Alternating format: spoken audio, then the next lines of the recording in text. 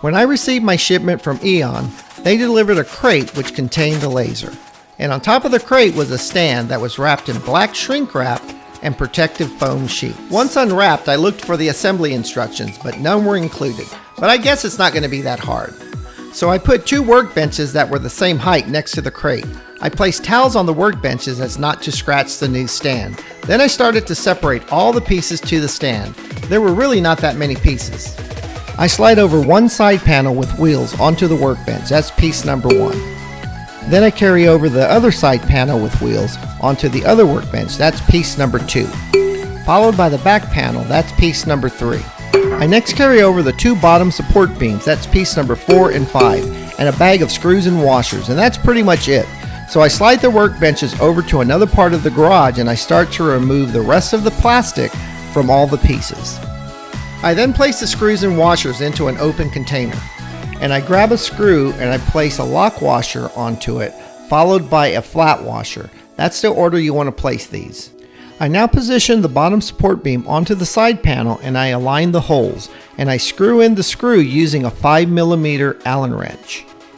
Now you don't really have to over tighten the screws because you have the lock washer in place. Once the lock washer receives a little torque, it locks the screw in place. The screw is pushing down and the lock washer is pushing up and it's locked in place.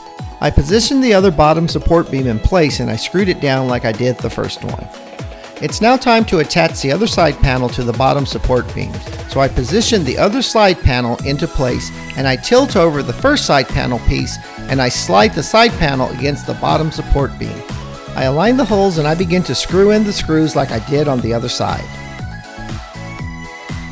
First the front side and then I go on to the back side.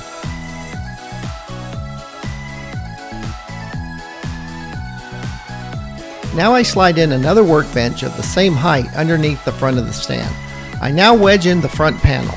Once I make sure it's flush, I insert and tighten down 2 sets of screws on both sides of the front panel.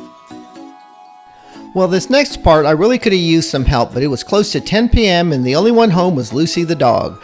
So I removed the front workbench and I slowly and carefully slid the stand off the workbenches, lowering it carefully to the garage floor. I'm not gonna lie, it was heavy and it sure would have been easier with 2. While going to get the dolly, I look over and there she is, watching my every move, Lucy the dog. She absolutely loves her bubble window and is always watching me work. I return with the dolly and I place it on the floor. I tilt up the stand and I place the stand on top of the dolly. I center the dolly on the stand and it's now time to roll this stand into my craft room.